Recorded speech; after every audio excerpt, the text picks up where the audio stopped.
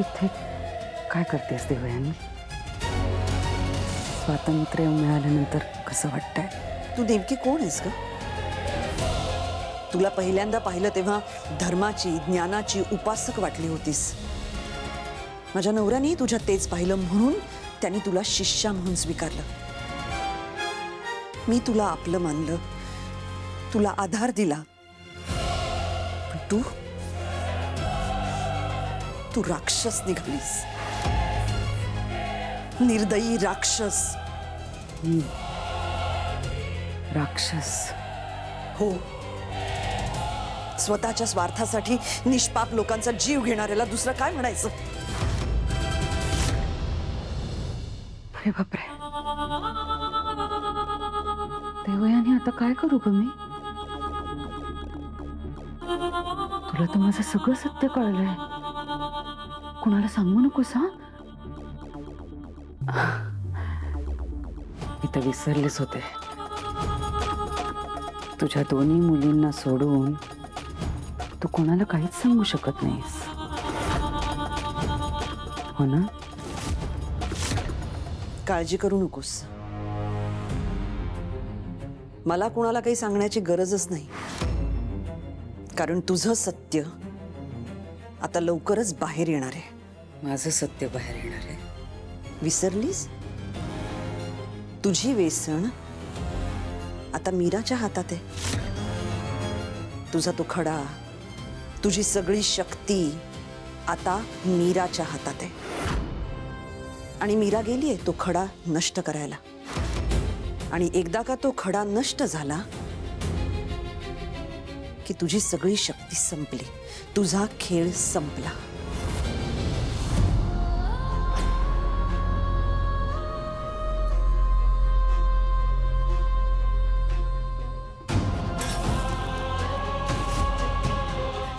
देवयानी, तू आणि तुझ्या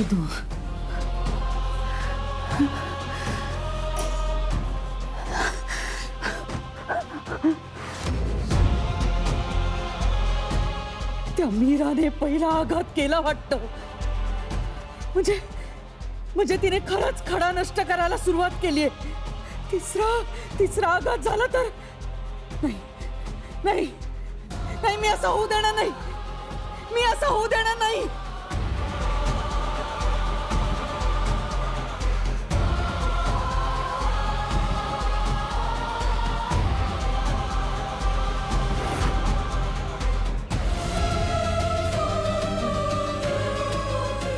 ताई, आपण खडा नष्ट करायला घेतलाय हे मंजिरीला कळलं असेल. हो,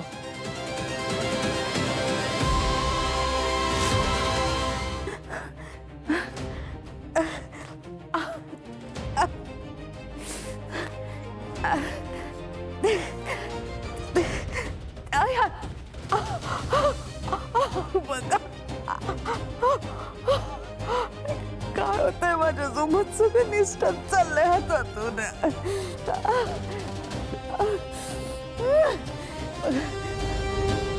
माया इकडे पटकन ये. इकडे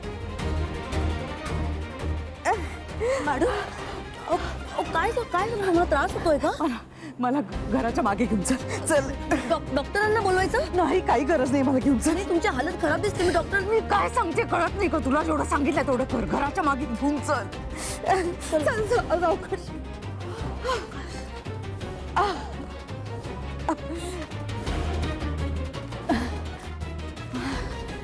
चला.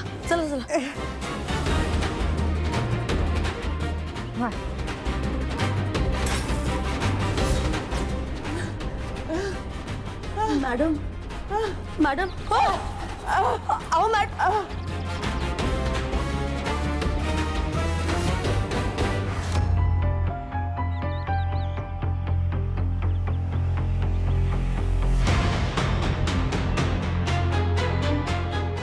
मीरा, आपण दुसरा आघात केला तरी मंजिरी अजून आली नाहीये. ताई, मंजिरी येईल, नक्की येईल. तिला यावंच लागेल. बाहेर माया मला उचल, घराच्या मागे घेऊन चल मला. माया उचल, तुला ऐकू येत नाही का?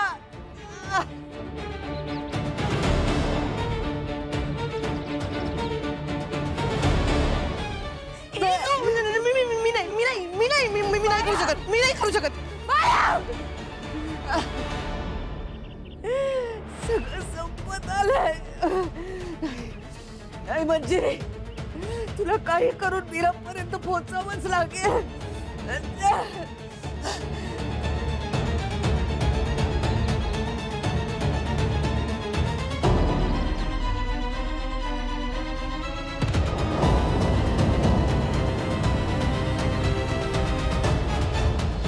मीरा, काय करायचंय?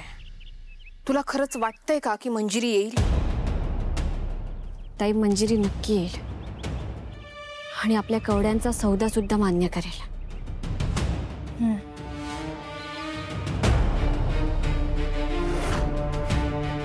मीरा, मंजिरी आली आहे.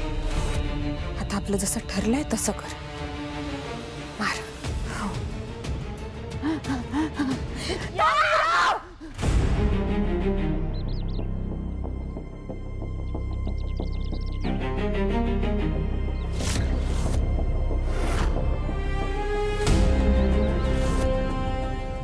तुम्ही मला माझा खडा परत करा. मी तुम्हाला 3ही कवड्या देते. मला तुमचा सौदा मान्य आहे.